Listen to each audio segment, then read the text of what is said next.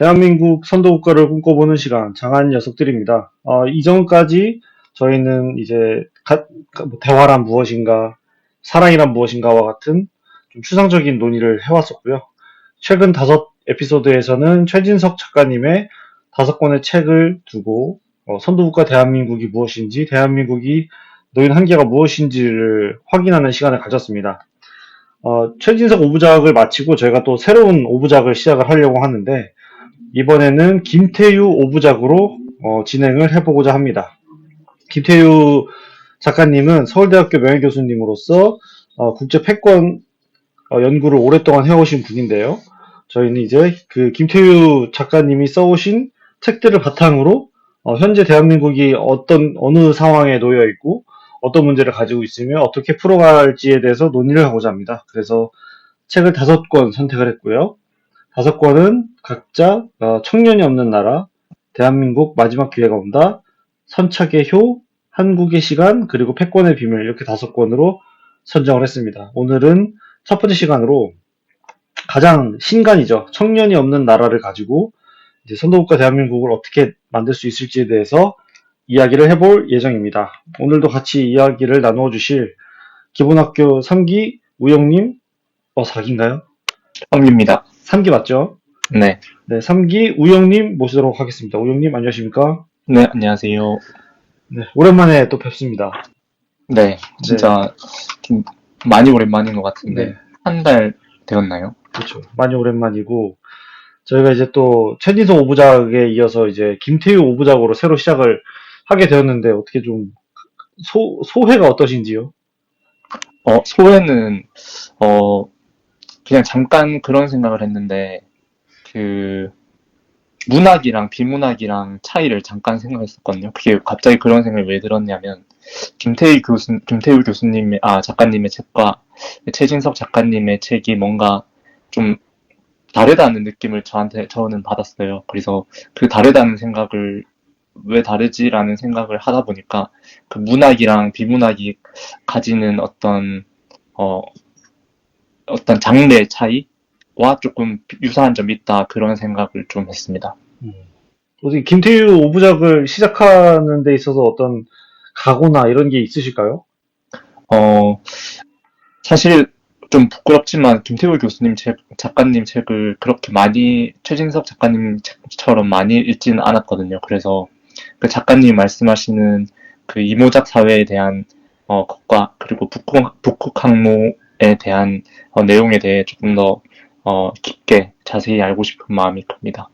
좋습니다. 그러면 그냥 바로 이제 본론으로 들어가 보시죠. 저희가 늘 진행했던 것처럼 1부 30분에는 감상을 나누고 자유롭게 2부 30분 동안은 찬반을 나누는 토론을 진행을 하게 되는데 우선은 감상을 좀 나누고 싶은데 지금 김태호 작가님의 신간 청년이 없는 나라가 사실 출간된 지 얼마 되지 않았기 때문에 아직 읽어보지 않으신 분도 많을 것 같습니다. 혹시 이 책이 어떤 내용을 다루고 있는지를 우영님이 좀 간단하게 소개해 주실 수 있으실까요? 네. 제가 파악한 책의 구조는 일단 김태우 작가님이 한국의 저출산의 원인파, 문제 진단, 그리고 해결책 제시 순으로 이 책을 풀어내고 있는 것 같습니다. 그리고 더 나아가서 이제 한국이 세계의 패권을 잡기 위해 어떻게 해야 하는가에 대한 견해도 밝힙니다. 근데 이 책의 흥미로운 점은 이 저출산의 해결책이 한국이 세계 패권을 잡기 위한 방향과 맞닿아 있다는 점입니다.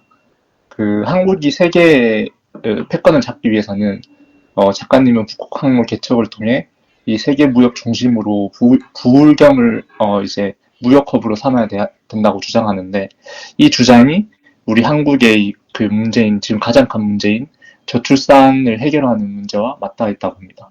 그래서 간단히 이 저출산의 문제에 대해서 이 작가님이 풀어놓은 것을 말씀드리면 이제 첫 번째로 부양비, 그러니까 그 고령 세대를 부양해야 하는 그 젊은 세대의 부양비 부담 문제, 그리고 그 수도권에 포화되어 있는 수도권 포화 문제, 그리고 한국의 경제 성장률이 낮은 이 저경제 성장률의 문제, 이 세 가지 문제로 이 젊은 세대들이 이 결혼을 하지 않고 그래서 저출산이 된다라는 문제 진단을 하고 있습니다. 그래서 이 문제 진단에 대해 해결책으로 이 작가님은 이모작 사회라는 것을 들고 있습니다. 그래서 그 이모작 사회를 통해서 젊은 세대의 부양비 부담 문제를 해결할 수 있다고 말씀을 하시고, 그리고 두 번째로 이제 부경 그 지역을 메가 시티로 삼아서 이 수도권에 포화되어 있는 현상을 또 해결하여 주거비 분담 문제를 해결할 수 있다고 하십니다. 그리고 마지막으로 그 북극 항로 개척을 통해 이 대한민국이 세계의 패권을 잡아서 이 저경제 성장률인 문제를 해결할 수 있다고 주장하십니다. 그래서 이렇게 작가님이 진단하신 문제 세 가지를 이제 해결책을 통해서 해결을 하고 그를 통해 저출산을 해결할 수 있다. 이렇게 주장하신 책으로 저는 이해했습니다. 감사합니다. 혹시 이 책 읽어보셨을 때 어떠셨나요? 좀 자유로운 감상을 좀 나눠볼까요? 일단 김태우 작가님의 그 이전 책들 패권의 비밀이랑 한국의 시간이었나요? 그 책을 읽어봤을 때 보다 더 깊이 이모작 사회에 대한 구성과 왜 해야 되는지 그리고 어떻게 해야 되는지에 대한 이해가 조금 더 많이 되었고, 그리고 이 책의 특징이 제 생각에는 그 어떤 북극 항로에 대한 내용보다는 이모작 사회에 대한 내용이 더 많다고 생각하거든요. 그 이유는 이제 아무래도 최초에 이 저출산에 대해서 얘기를 하신 것도 있고, 그리고 아무래도 책 주제가 청년이 없는 나라, 그러니까 책 제목도 청년이 없는 나라이기 때문에 그런 면이 있는 것 같습니다. 그리고 이전에는 이 저출산과 북극 항로를 이어서 의견 제시를 하셨는지 제가 정확하게 기억이 나진 않는데, 이 책에서는 이 저출산에 대한 문제 해결으로 당연히 이모작 사회는 우리가 당연히 이해할 수 있지만 북극 항로 개척도 저출산을 해결할 수 있는 문제다라고 이렇게 자신의 주장을 여러 가지를 이어서 개진하신 부분이 저한테는 인상 깊었습니다. 어떻게 좀 어떤 논리적인 받아들임? 네. 잘 받아들여졌다라고 제가 지금 이해를 했는데, 네, 한 문장으로, 네. 좀 뭔가 좀 그런 어떤 가슴에서 느껴지는 그런 건 없으셨나요? 그러니까 가슴에서 뭐 느껴지는. 예를 들어서 아까 최진석 작가님의 책은 좀 더 문학이고, 김태우 작가님의 책은 좀 비문학에 가깝다. 네. 라고 해서 보통 이제 문학을 읽으면 우리가 마음이 움직이는 경험을 한다고 하면, 맞아요. 비문학은 별로 마음이 움직이지는 않을 수 있잖아요. 네. 혹시 마음이 움직이진 않으셨나요? 조금 저는 정보 전달에 가까운 책이라고 생각은 들었고, 그렇지만 이제 작가님이 얘기하시는 부분이 이게 아무래도 뭔가 이 문제 자체가 제가 경험하지 않은 문제, 그리고 제 피부에 닿지 않는 문제가 아니라 제가 청년이기 때문에 제 피부에 닿는 문제를 말씀해 주시고 그거에 대한 해결책을 말씀해 주셔서 그 부분에 있어서는 이렇게 하지 않으면 정말 대한민국이 살아남을 수 없겠구나. 지금 당장 내 발등에 떨어진 어떤 불처럼 지금 내가 내 피부에 앉은 모기처럼 지금 당장 해결해야 될 문제라고 그런 생각이 들었습니다. 피부에 앉은 모기는 당장 해결해야 되는 문제군요. 그렇지 않을까요?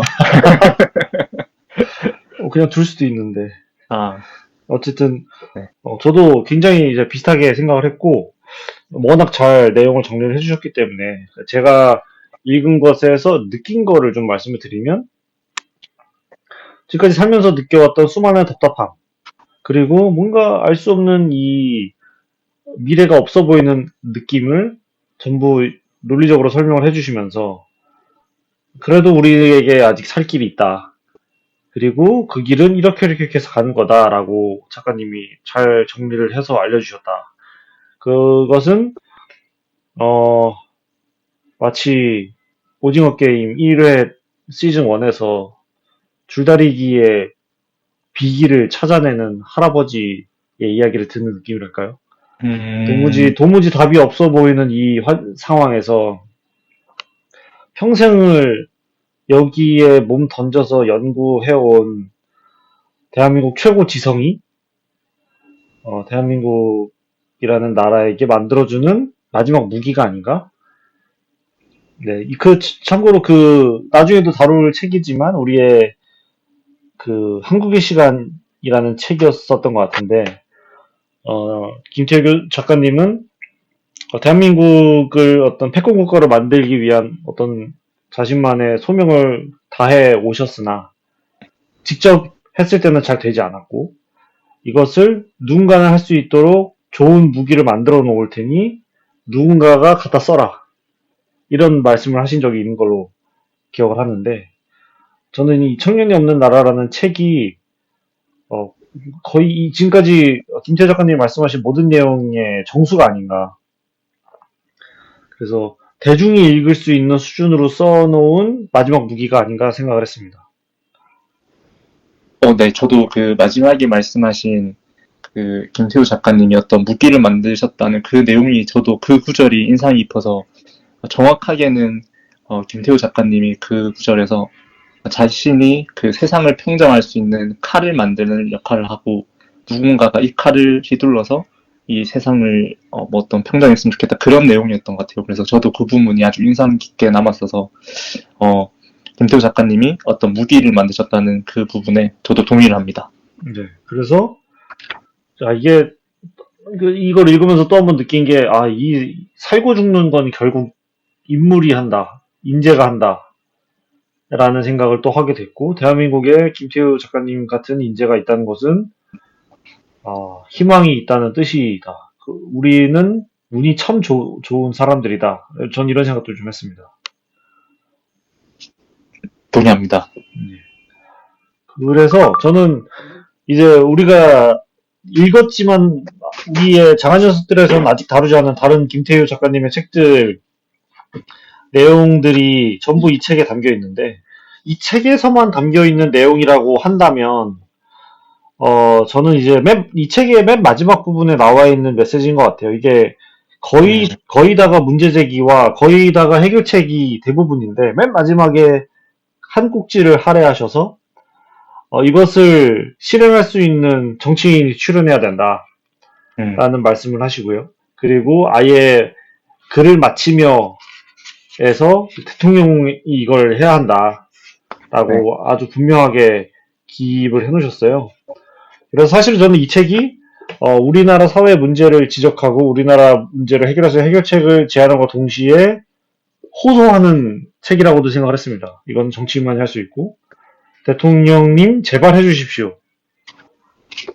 그래서 전 이 책이 하나의 절규로 느껴지기도 했습니다.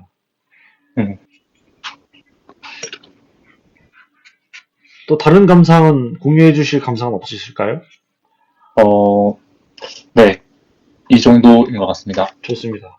그러면은 혹시 좀 인상 깊었던 구절 소개해 주실 만한 구절은 없으실까요? 저는 이제 이 책을 읽으면서 그리고 그 작가님의 이모작 정책에 대해서 이제 예전부터 알고 있었으니까 그것을 생각했을 때 가장 먼저 떠오르는 게 그러면 어떻게 유도할 것인가에 대한 문제였거든요. 그러니까 청년들을 그리고 4050 세대들을 어떻게 각각의 산업으로 나누고 강제로 나눌 것인가. 그렇게 되면 약간 자유를 침해하는 것이 아닌가. 약간 이런 생각이 많이 들어서 그 부분에 대한 궁금증이 있었는데 이 책에서 그 부분을 어떻게 할 것인가 자세히 다루진 않았지만 이렇게 써놓으셨더라고요. 정책으로 그 각각의 세대들을 유인해야 한다. 그래서 이게 이모작 정책을 펼친다고 해서 그러니까 이모작 사회를 만든다고 해서 강제로 세대를 분리하고 이들이 선택할 수 있는 어떤 산업을 나눠버리는 게 아니구나. 개인의 어떤 자유를 이렇게 억압하는 것은 아니구나. 그냥 정책으로 우리 사회, 우리 대한민국을 위해서 유도한다는 내용이구나라는 부분이 있어서 저는 그 구절이 가장 인상 깊었습니다. 뭔가 좀 강압적으로 푸시해서 하는 방식이라기보다 네. 인센티브를 잘 가져갈 수 있게 아주 지적으로 잘 설계를 한 방식이구나. 네, 그게 이제 어떤 정책과 어떤 방식으로 뭐 말씀하신 것처럼 어떤 인센티브를 줄 것인지에 대해서는 자세히 책에 나와 있지는 않지만 정확하게 정책으로 유도해야 된다 이렇게 기술에 놓으셨더라고요. 그래서 그 부분이 가장 인상 깊었습니다. 갑자기 좀 그 발칙한 질문이 하나 생겼는데 네, 제가 알기로 그 대구도 부울경 안에 포함되는 지역일까요? 대구는 경상북도이고 부경은 경상남도. 경남이군요. 네, 아, 맞습니다. 제가 지리에 약합니다. 그러면 혹시 이건 여담인데 대구에서 성남으로 옮기신 이유는 부울경에 해당하지 않으셨을까요? 그것보다는 아무래도 그 김태우 교수님이, 작가님이 책에서도 이제 수도권이 왜 포화되고 있는가에 대한 문제로, 왜 포화되고 있는가에 대한 이제 원인으로 말씀하신 게 있거든요. 모든 삶의 질이, 수도권에 집중되어져 있다. 삶의 질을 높이는 것들이 수도권에 집중되어져 있다. 라고 되어 있었는데, 저도 동일한 이유로 옮긴 것 같습니다. 어, 제 삶의 질을 올리는 거 당연히 뭐, 제가 다니는 회사일 수도 있겠고, 아니면 제가 누리고자 하는 문화 인프라일 수도 있겠고, 아니면 뭐 의료 인프라일 수도 있겠고, 모든 것들이 어떤 질적으로 수도권이 더 높기 때문에, 이 작가님이 지적하신 그 원인과 완전히 동일하게 그래서 옮긴 것 같습니다. 사실 제가 또 최근에 이제 북극 항로 관련 뉴스를 보다가 포항에서도 이 북극 항로 관련 준비를 하고 있다고 들어서 이 어, 부울경이라는 메가시티가 사실은 경상도를 전체를 포괄하는 개념이 아닌가라고 착각을 하고 있었는데 최근에 네, 네. 말씀하세요. 아마 이제, 이 작가님이 이제 불경을 말씀하신 거는 그 해안을, 동해안 벨트를 일단 먼저 말씀을 하신 것 같아요. 그 바다를 맞닿아 있는 포항, 울산, 부산 이 세 가지 동해안 벨트를 먼저, 선점하신 게 아마 바다와 맞닿아 있어서 그렇게 음, 말씀하신 게 아닌가 싶습니다. 근데 뭐, 대구랑 경상도랑 경상남도가 차로 따지면 뭐 1시간 거리, 1시간 반 거리 이렇거든요. 그래서 사실은 제가 봤을 때 뭐 크게 완전 나뉘어져 있는 그런 것은 또 아니라고 생각합니다. 그냥 최근에 그 우영님께서 대구에서 성남으로 거점을 옮기셔서 개인정보를 활용한 사담을 좀 해봤습니다. 관심을 가져주셔서 감사합니다. 아, 예, 항상 있습니다. 저는 이번 책이 참 좋았던 것 중 하나는 읽기가 쉽다. 원래 김태유 작가님은 제가 늘 느끼지만 글을 굉장히 잘 쓰신다. 네. 그리고 은유도 굉장히 잘 활용하신다. 그리고 대중이 저를 포함한 대중이 받아들이기 쉬운 용어를 많이 쓰신다라고 생각을 해서 참 글을 잘 쓰신다고 생각을 했는데 이번 책도 역시 굉장히 읽기 편했다. 그리고 이 분량도 딱 400페이지에 맞춰서 쓰신 걸로 음, 봐서 이것은 완전한 대중서다라고 음, 생각을 하고 있고요. 그리고 그런 대중들에게 더 잘 와닿기 위해서 이런저런 문장을 많이 사용하셨는데 제가 좋아하는 표현 중에 뭐 이런 겁니다. 뭐 그 중간에 꼭지 제목으로 뭐 청년은 시험이 아니라 실험으로 음, 이런 문장들 있지 않습니까? 이런 네. 문장들이 우리의 가슴에 팍팍 박히기 때문에 이 김태우 작가님이 하고 싶은 이야기들이 아주 잘 서술되어 있다. 여러분들 일독하셨으면 좋겠다라고는 생각이 좀 들었습니다. 네, 저도 이 책에서 그 어려운 단어가 거의 없더라고요. 그러니까 맞아요. 저는 한 가지 빼고는 어려운 단어가 없다고 생각했는데 저는 여기서 이제 미러한이었나? 그러니까 미국, 한미러. 한미러 합종이라는 단어를 말씀하셨는데, 저는 합종을 사실 부끄럽지만 몰랐거든요. 이 합종이라는 게 네이버에 검색해 보니까 굳게 맹세하여 서로 응함이라고 되어 있더라고요. 그래서 그 단어 빼고는 조금 쉬운 단어로 일부러 쓰신 것 같아서 그 부분이 저도 좋았습니다. 저는 그냥 합 써있길래 합치는 건가 보다 하고 넘어갔는데, 아, 이렇게 단어를 또 체계적으로 파헤치는 우영님, 멋지십니다. 저는 아마 그 모르는 단어 많이 나왔는데, 그냥 앞뒤 맥락으로 대충 뭉쳐서 읽었던 것 같습니다. 맞아요. 근데 앞뒤 맥락으로 이해되지 않는 단어는 없었던 것 같아요. 네. 그리고 저는 이 책, 아까도 말씀드렸지만 이 책의 가장 중요한 포인트 중 하나는 이 책의 마지막 부분, 정치인의 출연이 필요하다와 대통령만이 할 수 있다가 되게 중요하다고 생각하는데, 기왕 이렇게 좀 여유롭게 대화할 수 있는 이 시간이 난 만큼 마지막 문단을 한번 읽어서 공유하면 참 좋을 것 같습니다. 해답은 명확하다. 하지만 이것은 정부 부처 하나 신설한다고 해낼 수 있는 일이 절대로 아니다. 대통령이 직접 진두지휘하지 않으면 실현 불가능한 범국가적인 대혁신이다. 이 중대한 시기에 국정을 책임질 21대 대한민국 대통령께 이 책을 바친다. 저는 이 문단을 사실 넣으려고 책이 나오지 않았나 생각을 하고 있고, 그리고 사실 저는, 김태우 작가님이 이번 이재명 정부 출범하기 전에 그 대선을 앞뒀을 때 그 이재명 당시 대통령 후보를 지지하는 지지 연설을 하셨거든요. 네. 그때 저는 이제 김태우 작가님의 정치적 성향을 전혀 모르는 상태에서 지지 발언을 하셔서 어떤 면에서 지지를 하셨을까 했는데 결국에는 북극 항로 거점을 만드는 일에 동참해주는 대통령 후보다라는 걸 포인트로 지지를 발언을 하셨더라고요. 그래서 사실 저는 이제 김태우 작가님의 뜻을 지지하는 사람으로서 지금 북극 항로 거점 만들기 사업이 어떻게 진행되고 있는지를 중간중간 계속 보고 있는데, 네. 부디 이번 정부 안에 저는 이번 정부 안에 이게 어떻게 좀 결론이 나서 거점이 잘 만들어지면 대한민국에도 희망이 있지 않을까라고 생각을 하고 있어서 제발 됐으면 좋겠다. 잘 만들어졌으면 좋겠다 생각하고 있습니다. 혹시 지금 현재로는 혹시 어떤 단계인가요? 저는 사실 찾아보지 않아서. 네. 네. 소개를 해주실 수 있나요? 갑자기 그렇게 여쭤보니까 부담이 확 되는데. 팩트와 다른 얘기를 하거나 뭐 되게 뭉뚱그렇게 얘기하면 난리가 날 것 같기는 한데 어차피 저는 전문가가 아니니까. 네. 사실 저는 이제 계속 전 되게 이제 모든 상황을 좀 단순하게 인식을 하는 편인데 네.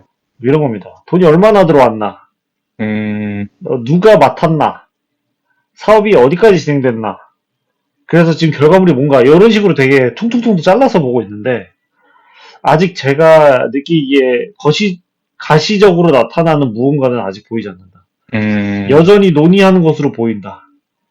그리고 이재명 정부 들어서 전 이제 정치적인 어떤 논쟁을 하고 싶은 생각은 없고 그냥 제가 관찰했을 때 이재명 정부에 들어서서 이제 국무회의를 유튜브로 이렇게 볼 수 있게 올려주더라고요.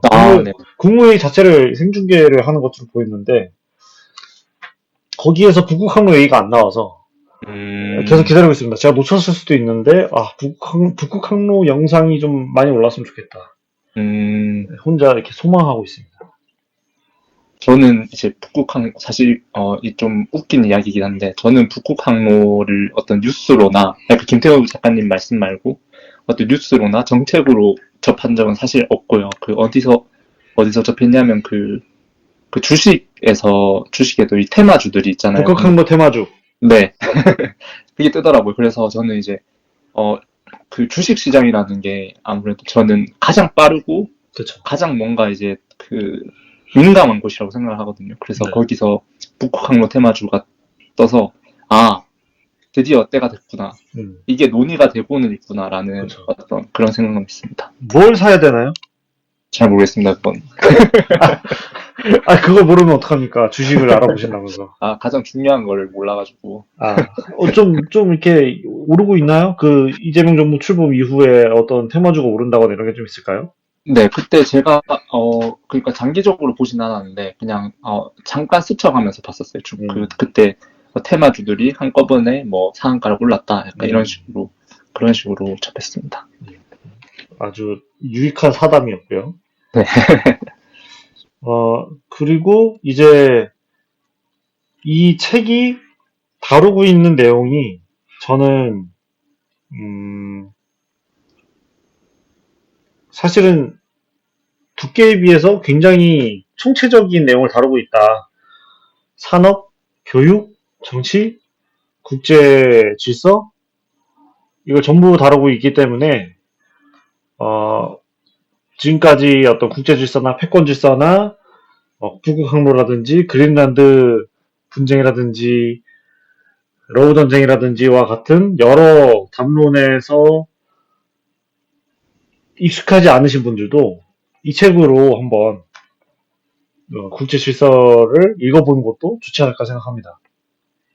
네, 동의합니다. 저도 이제 한 가지 더 생각을 한 게 이 책이 그러니까 이 책은 어쨌든 대한민국의 미래에 대해서 말을 한 거고, 대한민국의 선도국가로 가기 위해서 어떻게 하면 되는가, 그 무기에 대해서 이야기를 한 건데, 이 책이 이제 이 대통령이나 어떤 고위 관료가 아니라 일반인의 어떤 이 가슴을 울리려면 그 일반인이 이 대한민국을 선도국가로 만드는 것에 관심이 있어야 되고, 그것에 약간 이제 자신의 일이라고 생각을 해야 이 책이 약간 더 다가온다고 생각을 하거든요. 그래서 많은 분들이 이제 물론 내일 먹을 밥도 중요하고 내일 입을 옷도 중요하지만 대한민국을 선도국가로 만드는 것에 약간 좀 관심을 가지시고, 저 또한 내일 입을 옷과 밥보다는 조금 더 대한민국에 관심을 가지도록 노력해야 될 것 같습니다. 북극 항로 뉴스 좀 찾아보세요. 네. 저는 사실 이전에 최진석 작가님 책 읽을 때 제가 네. 옛날에 느꼈던 일종의 다짐 중 하나가 최진석의 대한민국 읽기는 약간 외워야겠다. 그 안에 있는 구절이나 논리를 내가 언제든 꺼내 쓸 수 있을 정도로 하지 않으면 내가 오판을 할 수도 있겠다라는 생각을 한 적이 있었는데, 물론 지금 외우고 있다는 얘기는 아닙니다. 네. 근데 이번에 김태우 작가님 책 중에는 전 청년이 없는 나라가 그런 책이 아닌가? 라는 사족을 좀 더 달아보겠습니다. 오, 바이럴이 잘 될 것 같은데요. 야, 그게 바이럴이 됐으면 좋겠습니다. 자, 혹시 좀 더 또 추가로 하고 싶으신 말씀 있으실까요?